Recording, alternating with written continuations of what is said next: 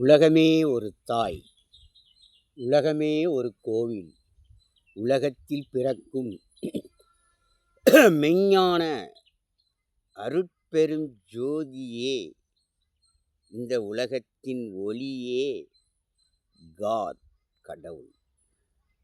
வேறு தெய்வம் இந்த உலகத்தில் இல்லை, இல்லை, இல்லை.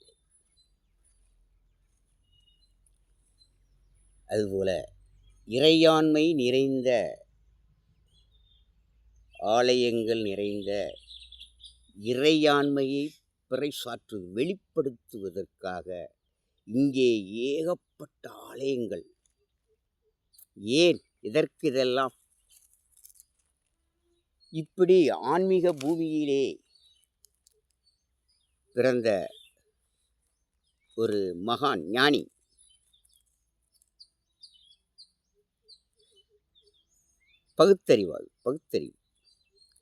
பகுத்தறிவு தந்தை பெரியார். அவர் கடவுள் இல்லை, கடவுளை வணங்குகிறவன் முட்டாள், இறைவனை மற, மனிதனை நென. கடவுளுடைய கணக்கு என்ன இருக்கு? இறையாண்மை நீதியின் போதனை என்ன? நீ கடவுளை சாமியை கும்பிட்டாலும் சரி, நீ கும்பிடாட்டாலும் சரி, மனிதனை மனிதன் நேசிப்பதே, அன்பு காட்டுவதே முதல் தர்மம். மனிதனை நேசிக்கிறவன் இறைவனை பூஜிக்கிறான். அப்போ அந்த இறைவனை பூஜிக்கிறவனுக்கு இறைவனுடைய ஆசீர்வாதம் கிடைக்காமல் இருக்குமா? அப்போ நம் மனிதனுடைய இந்த பிறப்பின் கணக்கே முன்னோர்கள் செய்த தர்மத்தின் அடிப்படையிலானது. அதை அறியாதவன் என்ன சொல்வது? தந்தை பெரியார், கடவுள் இல்லை, கடவுளை வணங்குகிறவன் முட்டாள். அப்போ கடவுளை வணங்குகிறவன் முட்டாள், வணங்காதவன் அறிவாளியா? ஐயா அறிவாளியா? யோ, நீ எதா வாழ்ந்தாலும் ஒரு நாள் மண்ணுக்குள்ளே உரமாக போகிற. கடவுள் இருக்காருன்னு சொன்னாலும் சரி, நீ இல்லை என்று சொன்னாலும் ஒரு நாள் இந்த மண்ணுக்கு உரமே. அப்போ இந்த இறையாண்மை வழி என்பது நம்மை ஒரு தருமனாகவும், நம்மளை ஒரு நல்ல சிந்தனை எண்ணத்தை கொடுத்து மனிதனை ஒருநிலைப்படுத்தி தருமத்தை வளர்க்கவும், பய உணர்வே பக்திக்கு என்னும் விதை என்பதை அந்த விதை நம் உள்ளத்தில் முளைக்கவும் ஆலய வழிபாடு, பக்திக்கன்றி பரிகாரத்துக்கல்ல. அதுபோல தந்தை பெரியார் அவரை நான் குறைத்து பேச மாட்டேன். ஏனென்றால் அவர் ஒரு மகான். கடவுளை அறியாமல் போன மடையன். கடவுளை அறிய விடவில்லை. இறைவன் அவர் மனதை கடவுள் இருக்கிறார் இதை அறிய விடாமலே இந்த ஒரு வார்த்தையை மட்டும் சொல்லிட்டு, கடவுள் இல்லை, கடவுளை வணங்குகிறவன் முட்டாள், மடையன் அப்படின்னு சொன்னவர். ஆனால் அவர் அந்த ஒரு வார்த்தை தான் மாறி சில கருத்துக்களை மக்கள் மத்தியில் சில ஒரு வார்த்தைகள் பேசியிருக்கலாம். ஆனால் அவர் செய்த தர்ம காரியங்கள் என்ன சொன்னார்? தீண்டாமை ஒழிக்கப்பட வேண்டும். இது என்னது நாத்திகமா? கடவுள் என்ன மக்களை பிரிச்சாயா வாழ சொல்லியிருக்காரு? ஒரு மனதோடு ஒற்றுமையோடு இந்த மக்கள் வாழ வேண்டும். ஜாதி மதம் என்ற வெறி உன் உள்ளத்தில் என்னைக்கு ஒழிகிறதோ அன்னைக்கு தான் நீ உண்மையான ஒரு ஆன்மீகவாதியாக தான் கடவுளே சொல்றாரு. இணைப்பது மக்களை, பகுத்தறிவு இந்த மெஞ்ஞானம் பிறப்பதெல்லாம் மக்களுக்காக. பிரிந்து கிடக்கும் இந்த மக்களை ஒன்றிணைப்பது, அவர் வாழ்க்கையை சரியான முறையில் சீரமைப்பது. வாழ்க்கை என்றால் என்ன? அப்படிப்பட்ட கருத்துக்களை சொல்வதுதான். அதுபோல் அன்றைக்கு தந்தை பெரியார் என்ன சொன்னார்? தீண்டாமை ஒழிக்கப்பட வேண்டும். மனிதனில் எவனும் மேல் ஜாதியும் கிடையாது, கீழ் ஜாதியும் கிடையாது, எல்லாம் ஒரே ஜாதி, மனித ஜாதி, மனித குலம், மனித இனம். இதை மனிதன் முதலில் அறிய வேண்டும். அடுத்தலாம் மூட நம்பிக்கை. இவர் பல ஆலயங்களுக்கு யாத்திரை சென்ற போது அங்கே நடக்கும் பரிகாரங்களை பார்த்து மனம் வெறுத்து விட்டார். பெரியார் வெறுத்து விட்டார். பரிகாரம் பக்திக்குத்தான் ஆலயமன்றி மூட நம்பிக்கைக்கு அல்ல பரிகார். இன்னும் மாறி இருக்கிறாரா மனிதன்? மாறவில்லை. உண்மையான பக்தி என்று மலருகிறதோ அன்றைக்குத்தான் ஆன்மீகமே மலரும். உண்மையான ஆன்மீகம் மலரும். இல்லை. அடுத்தால அந்த மூட நம்பிக்கையை பார்த்த உடனே அவருக்கு ரொம்ப வெறுப்பாகி போய்விட்டது. அடுத்தால விதவைகள் திருமணம். வாழ்க்கை என்பது ஒரு முறையே. யாரும் வாழா வெட்டியாக வாழ பிறக்கவில்லை. இள விதைகள் இருக்கவே அதே நாட்டுக்கு கேடு, பாவம், பாவச் செயல். விதவைகள் திருமணம். இளம் வயதிலே விதவையாகும் ஆணாக இருந்தாலும் சரி, பெண்ணாக இருந்தாலும் சரி, ஒரு ஆணுக்கு பெண் துணை தேவை, ஒரு பெண்ணுக்கு ஒரு ஆண் துணை தேவை. இணைத்து வைக்கலாம். ஆனால் இன்றைக்கு அப்படி அவங்க இணைந்தால் கூட அதை அசிங்கமாக, அவமானமாக பேசுகிறார்கள். ஏன்? பெற்றோர்களே இணைத்து வைக்கலாம் ஐயா. இளம் வயதிலே அப்படி ஆகிவிட்டால் அதற்கேற்ற ஆணையோ பெண்ணையோ தேர்ந்தெடுத்து முடித்து வைக்கலாம். இன்னும் கொஞ்ச காலம் வாழ்கிற காலம். அடுத்தல சமம், ஆணுக்கும் பெண்ணுக்கும் சம உரிமை இன்னைக்கு இருக்காது. பேச்சு தான் இருக்கு, இன்னும் வரல. பெண்கள் இன்னைக்கு உயர்ந்து கொண்டே வந்துக்கிட்டே இருக்காங்க. தாயினம் மதிக்கப்பட வேண்டிய இனம். 10 மாதம் சுமந்து பெற்றெடுத்து உணவு கொடுத்து சீராட்டி தாளாட்டி அனைத்து சேவைகளையும் செய்து வளர்த்து விடுபவள் ஒரு அன்னை, தாய். இந்த தாய்க்கு மதிப்பு இருக்கா அன்னைக்கு? அவன் கல்யாணம் முடிஞ்சு குழந்தை குட்டியானோடனே பெற்றோரை மறந்து விடுகிறான். அப்போ ஒருவருக்கொருவர் அன்பு செலுத்துவதை பற்றியும் நல்லதை எடுத்து உரைப்பதே மெஞ்ஞானம் பகுத்தறிவு. அதைத்தான் பெரியார் செஞ்சார். அவர் பேசிய அந்த ஒன்று தான் தவறு. அதுபோல் இந்த ஆன்மீக பூமியிலே எடை போட வந்தவர் தந்தை பெரியார். ஆன்மீகத்தை எடை போட வந்தவர். அந்த அன்னைக்கு எல்லாம் அங்கே போயிட்டானா? அதாவது அவர் தோன்றியதை அவர் சொல்லிட்டு போயிட்டாரு. அடுத்தால் அந்த மனித இனம், அந்த அறிவுள்ள மனித இனம் தன் பிறப்பு முதல் நாட்டு நடப்பு வரை அனைத்தும் அறிந்து தெரிந்து புரிந்து இந்த வாழ் இனம் அவரவர்கள் சிந்திக்க வேண்டும். அவன் அந்த அன்னைக்கு கடவுள் இல்லைன்னு சொல்லிட்டாப்புல அந்த அன்னைக்கு நம்பியிருந்ததா? அவன் ஒரு மடையன், பயிலரங்கமா. கடவுள் இல்லை என்று சொல்றதுக்கு ஏகப்பட்ட பயிலரங்கம். விதைக்கிறாயா நார்த்திகத்தை. இறைவன் கொடுத்த ஆணத்தையும் ஒன்று தின்று நல்லா வளர்ந்த பின், அறிவு வளர்ந்த பின் கடவுள் இல்லை என்கிறான். அன்று பெரியார் கடவுள் இல்லை என்று சொன்னாலும் அங்கே கருப்பு கொடியிலே அருட்பெருஞ்சோதியை வைத்தார். அருட்பெருஞ்சோதி ஆண்டவர் கருவாகி உருவாகி வரும் காட்சி இல்லையா வைத்தார். விண்ணில் ஜோதி பிறக்கவில்லை என்றால் இந்த மண்ணிலே எந்த சாதிக்கும் சாமிக்கும் சரித்திரம் இருக்குமா? இருண்ட உலகமாக இருந்திருக்கும். இந்த மனிதன் என்ற ஒரு பிறப்பு பிறந்திருப்பானா? இன்றைக்கு நம்ம பேசுவோமா? படைத்தவனும் அவனே, அனைத்தும் கொடுத்தவனும் இறைவனை. நார்த்திகம் பேசிக்கிட்டு இருக்கான் அன்னைக்கு. நார்த்திகம் உள்ளத்தை பிரெயின் வாஷ் பண்ணுறாயா? கேடி பேலுவ. எவனோ சூனியத்தை விதைக்காமனா இந்த ஆன்மீகத்துக்குள்ளே சூனியமும் நிறையா இருக்குது. ஏமாற்று வேலைகள் நிறையா இருக்குது. எல்லா இடத்துலையும் இருக்குது. எல்லா மதத்திலும் இருக்குது. எல்லாத்தையும் இருக்குது. இன்றைக்கி வேலையே ஒருத்தனை ஏமாற்றி இது பண்ணுறது தான் இன்றைக்கி. பொய் சொல்வதும் ஏமாற்றுவதும். பெரியார் என்ன சொன்னார்யா? நானும் ஒரு சில கருத்துக்களை இப்போ தான் பார்த்தேன் சமீபத்தில். நான் எவரை பற்றியும் படிக்கவில்லை. எந்த இதுவும் கிடையாது. நாம் அறிய வேண்டும். நம் மனம், நம் அறிவு இறைவன் கொடுத்திருக்கார அந்த மனம் அறிய வேண்டும். அடுத்தவன் சொல்ல கேட்காத. உன் மனம் கடவுள் இருக்காரா இல்லையா? யார் கடவுள்? இந்த பிரபஞ்சத்தின், இந்த உலகத்தின் கடவுள் யார் என்பதை நீ அறிய வேண்டும். உன் அறிவுக்குள் வர வேண்டும். உன் மனதுக்குள் வெளிப்பாட வேண்டும். அடுத்தவன் சொல்லுதெல்லாம் நீ கேட்டுக்கிட்டு இது பண்ணனா நீ ஒரு முட்டாள். பெரியார் சொன்ன மாதிரி கடவுளை வணங்குகிறவன் முட்டாள்.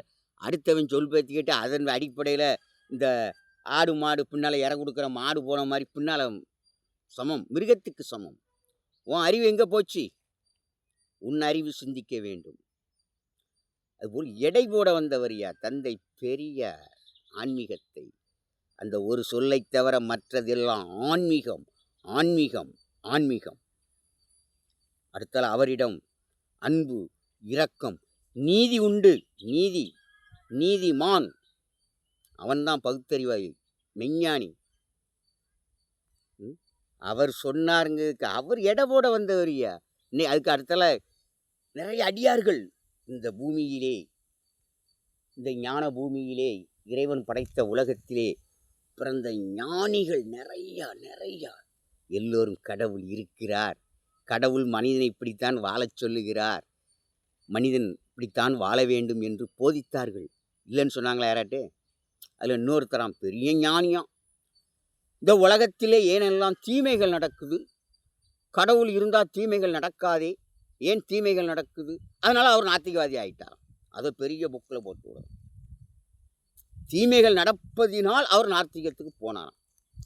நீ அறிய, நீ அதுக்கு மேலேயும் ஏன் இதெல்லாம் நடக்கிறது, என்ன என்ன என்ன அதுமாரி இறைவனை பற்றி நீ அறிய வேண்டும் என்றால் இறைவனை உள்ளத்தில் பூஜிக்க வேண்டும், உயிர்களை நேசிக்க வேண்டும், மனிதனாக பிறப்பவன் மனித தர்மத்தோடு வாழ வேண்டும், இறைவனுடைய படைப்பு அனைத்தையும், இந்த பிரபஞ்ச இந்த உலகத்தில் உள்ள அனைத்தையும் ஒவ்வொன்றையும் ரசிக்க வேண்டும். இறைவன் படைப்புகளையும் அவன் கொடுத்ததையும் நீ ரசித்தாலே உனக்குள் ஞானம் பிறந்துவிடும். நீ எங்கே வானத்தை எங்கே பார்க்க, பூமியை எங்கே பார்க்க வேண்டும் இறைவனுடைய படைப்பின் அற்புதங்கள். அதுபோல் ஐயா அருட்பிரகாச வள்ளலார் ராமலிங்க அடிகள் அப்படி என்ன சொன்னார்? மனிதர் ஆன்மீகத்தை வெளிப்படுத்தியவர். அருட்பெருஞ்சோதி அருட்பெருஞ்சோதி தனிப்பெரும் கருணை அருட்பெருஞ்சோதி, ஜோதியே நம்ம சாமி, விண்ணில் ஜோதி பிறக்கவில்லை என்றால் இந்த மண்ணிலே எந்த சாமிக்கு இருக்க அடையாளம்? இதே இந்த பூமியிலே மனிதன் என்ற ஒரு பிறப்பு பிறக்காமல் இருந்திருந்தால் யார் கடவுள்? மற்ற உயிர்களையும் இந்த இயற்கையையும் அனைத்தையும் காப்பது யார்? இந்த மனிதன் என்று ஒன்று பிறந்தவன், பிறந்ததினால் கடவுள் இல்லையா? படைத்தவனையும் மறைந்து விட்டாயா? விதை இல்லாமல் பயிர் இல்லையா? விதை இல்லாமல் பயிர் இல்லை. இறைவன் என்று ஒருவன் இல்லாமல் இந்த உலகம் இல்லை. சிந்தித்துப்பார் மனிதா. கொடிய வைத்தார், போதித்தார், ஆன்மீகத்தைத்தான் போதித்தார். அவர் சொன்ன வார்த்தையிலே பொய்யான ஒரு வார்த்தை என்றால் அந்த ஒன்றுதான். அவன் சிந்திக்க வேண்டும். அடுத்தவன் சொல்வதை கேட்டுக்கிட்டு கடவுள் இருக்காரா இல்லையா, இல்லைன்னு சொன்னோடனே எப்போ அவர் சொல்லிட்டாரு. அதுபோல் நீ கடவுள் இருக்காருன்னு நீ நினைச்சாலும் சரி, நீ இல்லை என்று சொன்னாலும் சரி, உன் தலைவிதியே உனக்கு வழி. தலைவிதி உன் முன்னோர்கள் செய்த தர்மம் கர்மம் பாவத்தின் அடிப்படையில் உன் கருவிலே விதைக்கப்பட்ட நீ ஒரு விதை. பல விதமாக இருக்கும். நம்மளுடைய அறிவு திறன் பல விதமாக இருக்கும். அதை சரியாமல் நீ உணர வேண்டும். இந்த மனித பிறப்புனா என்ன, மற்ற பிறப்புகள் என்ன, எப்படி எப்படி என்ன என்னங்கிறத கொஞ்சம் கொஞ்சமாக நீ அறிந்தால் இறைவன் இல்லை என்று சொல்ல மாட்டாய். அதுபோல் நம் தந்தை மெஞ்ஞானம் பிறந்தாலும் இறைவனை அறியாமல் கடவுளையே கொடியில் வச்சுக்கிட்டு இவர் கடவுள் இல்லைங்கறியா. அருட்பெருஞ்சோதி ஆண்டவர் சூரிய பகவான் கடவுளா இல்லையா? அவர் விண்ணில் பிறக்கவில்லை என்றால் நாம் இந்த உலகத்தில் வாழ முடியுமா? யாருடைய ஒளியில் வாழ்ந்து கொண்டு இருக்கிறோம்? மெஞ்ஞான ஒளியில்.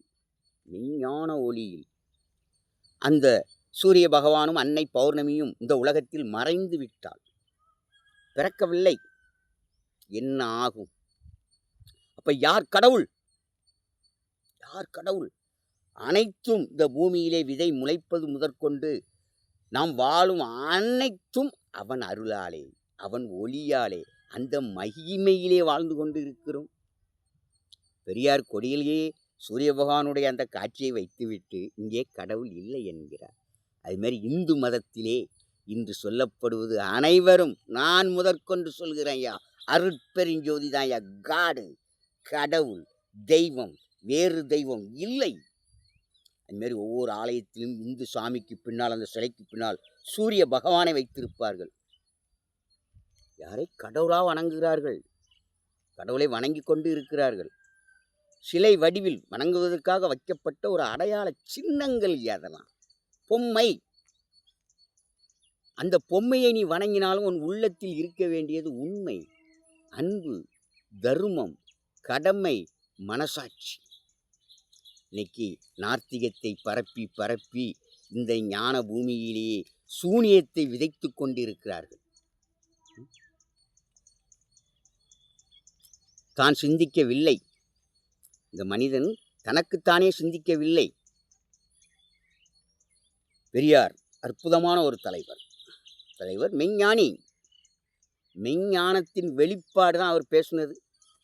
அவருக்குள் எந்த மனதில் என்ன வந்தது அதை பேசினார், போனார். ஆண்டவனை அறியாமலே மாண்டு போன ஒரு மகான் தந்தை பெரியார். கடவுளை வணங்க வேண்டும், இறைவனை வணங்க வேண்டும். இறைவனை வணங்க வணங்க உன் மனதுக்குள் தெளிவு பிறக்கும். நன்மைக்கு அன்றி தீமைக்கு அல்ல. இறைவன் யாரையும் பரிகாரம் பண்ண சொல்லலை. நீ பரிகாரம்லாம் பண்ணால் மயிரில் கூட உனக்கு நன்மை பிறக்காது.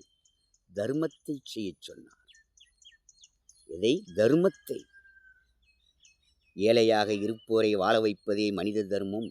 வீதிக்கு வந்தபின் போடுவது அதுவும் தர்மம்தான். எங்கே இருக்கு தர்மம்? பொய் பேசக்கூடாதுங்கிறாரு. இறையாண்மையிலே பொய் பேசாதே. பொய்யால் தீமை வரும், உண்மையால் நன்மை பிறக்கும். உண்மையான அன்பு இருக்கணும். அதுமாரி பெரியார் சொன்னார், சாமியை கும்பிடுறான் ஐயா, கும்பிட்டு கும்பிட்டு உண்மையுள்ளவனா மாறி இருக்கானா, ஒழுக்கம் உள்ளவனா வாழ்ந்திருக்கானா? அதைத்தான் சொல்லியிருக்கார் அவர். ஒழுக்கம் உள்ளவனா வாழ்ந்திருக்கானா? இல்லையே. அப்போ என்ன சாமி அப்படிங்கிறார் அவர். இன்று நான் சொல்லுகிறேன், சாமியை கும்பிட்டும் கும்பிட்டும் மனிதன் பாவியாக தான் வாழ்கிறான். அதே தான் இன்னைக்கு நடந்துக்கிட்டு இருக்கு. என்றைக்கு பரிகாரம் ஒளிகிறதோ, அன்று தர்மம் பிறக்கிறதோ, அன்றைக்கு உண்மையான ஆன்மீகம் மலரும். மனித மனம் மாற வேண்டும். மனம் ஒன்று, குணம் ரெண்டு. எல்லோரும் வாழப் பிறந்தவர்களே, ஆளப் பிறந்தவர்களே, அனுபவிக்க பிறந்தவர்களே. நிரந்தர உயிருக்கோ சொந்தக்காரன் இந்த மண்ணிலே எவனும் இல்லை, எவனும் இல்லை, எவனும் இல்லை. ஒரு பெரிய மகானாக இருந்தாலும் சரி, அவர் பெரிய யோகியாக இருந்தாலும் சரி, அவர் சித்தர் இருந்தாலும் சரி, நான் தான் சாமி, கடவுள். மனிதன் எவனும் சாமி அல்ல. போதிப்பவன். இறையாண்மையின் வெளிப்பாடு. இறைவன் பேசாத ஊமையல்ல, பேசும் தெய்வம் மனிதர்கள் மூலம். ஆனால் அதை அறிந்தானா மனிதன்? இன்னும் அறியவில்லை. இன்னும் அவனுடைய போக்கும் செயலும் சிந்தனையும் திசை மாறிவிட்டது. அவன் சரியான உண்மையான ஆன்மீகத்துக்கு வரணும்னா ரொம்ப கடினம். உண்மையான ஆன்மீகத்தின் மேல் மனிதனுக்கு பற்றுதலே இல்லை. அந்த கோயிலுக்கு போனால் அந்த பரிகாரம் பண்ணேன், இந்த கோயிலுக்கு போனால் இந்த பரிகாரம் பண்ணேன், சாமிக்கு மாலையை போட்டேன், மயிரை கொடுத்தேன், திருப்பதிக்கு போனேன், மொட்டையை போட்டேன், திருவண்ணாமலைக்கு வந்தோம், கொட்டையை போட்டேன், ராமேஸ்வரம் போனோம், பட்டையை போட்டேன். இதுதான் அன்னைக்கு ஆன்மீகமாக இருக்குது. இறைவன் என்ன பரிகார ஸ்தலமாக மாற்றி விட்டார்கள் இந்த மனிதனை, பணத்துக்காக. உண்மையான ஆன்மீகம் உனக்குள்ளே இருக்கு. ஒவ்வொரு மனிதனின் உள்ளத்துக்குள்ளே இருக்கு. எவன் சொல்லியும் கேட்க வேண்டியது இல்லை. உன் மனம் என்ன ஊனமா? இயங்காதா? உன்னை இயக்கவில்லையா? அறி, அமைதி பெறு.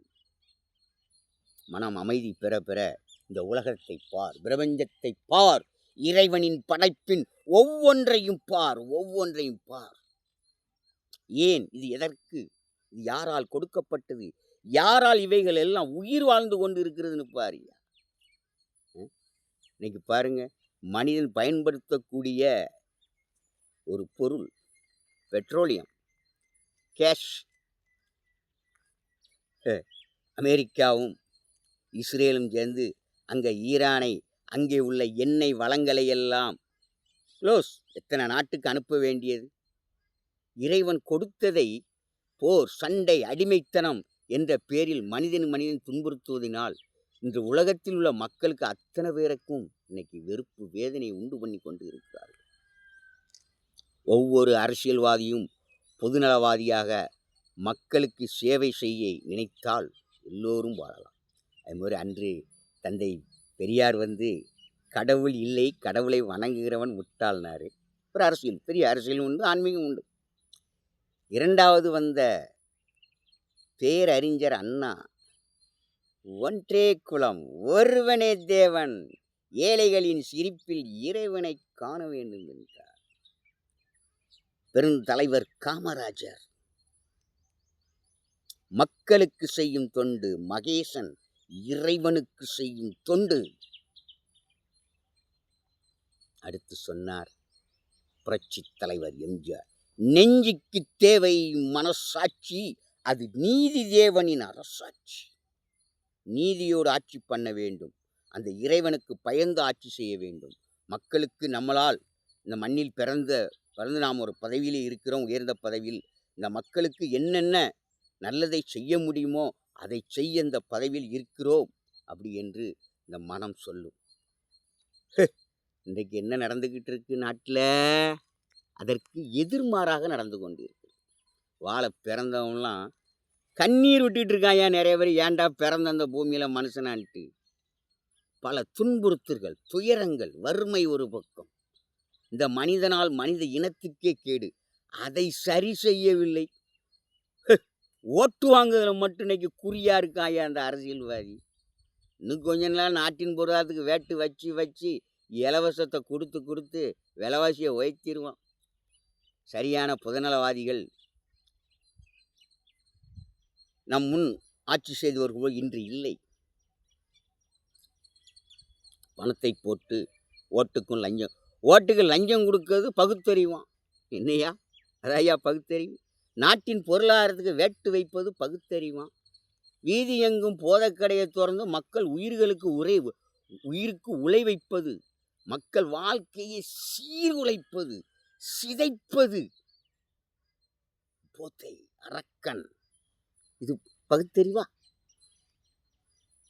என்ன பகுத்தறிவியா? மக்களை வாழ சரியான வழியை எவன் காண்கிறானோ அவன்தான் பகுத்தறிவாதி, அவன்தான் பொதுநலவாதி. இனி வரும் அடுத்த ஆட்சியாது அரசு ஆட்சியாக இருக்க வேண்டும். அரசியல்வாதியின் சுயநல காட்சிக்கு இன்னும் இடம் கொடுக்காதீர்கள். உங்கள் ஓட்டில்தான் இருக்கிறது. நல்லாட்சியை தேர்ந்தெடுங்கள். எங்கும் அரசுவாக இருக்க வேண்டும். இன்னைக்கு பாருங்க, அரசு கெட்டிடத்தில் பூரா அரசியல்வாதி பேரை வச்சுக்கிட்டு இருக்காயா. இனி வருங்கால அடுத்தல பாருங்க, இன்னும் நீங்கள் அடிமையானால் இந்த தமிழ்நாட்டு மக்கள் அரசு கட்டிடங்களில் எல்லாம் என்ன பெயர் இருக்கும் தெரியுமா?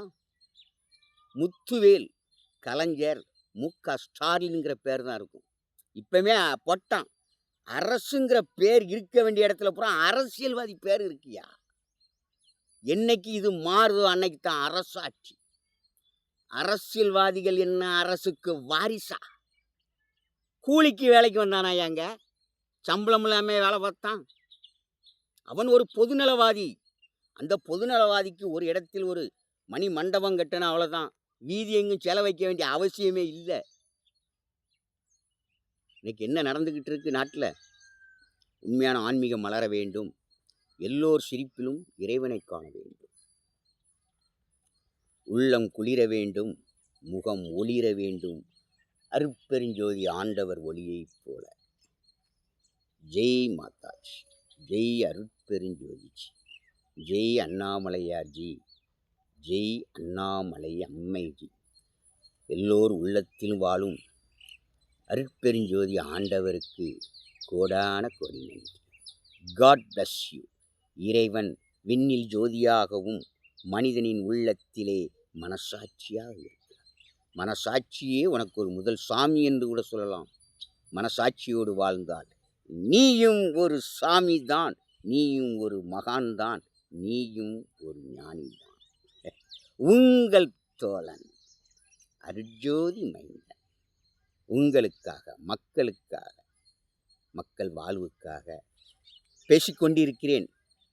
நான் பேசுகிறவன் அல்ல. ஏதோ சரியானதாக இருந்தால் எடுத்துக்கொள்ளுங்கள், தவறாக இருந்தால் மன்னித்து விடுங்கள். ஏன்னா அதானே ஒன்று, என்மேல் நானாக பேசவில்லை. நான் எதையும் படிக்கல, எதையும் கேட்கல. எவன் பேச்சையும் கேட்க மாட்டான். என் மனதில் எது தோன்றுகிறதோ அதை பேசுவேன். வேறு எதுவும் அல்ல. யா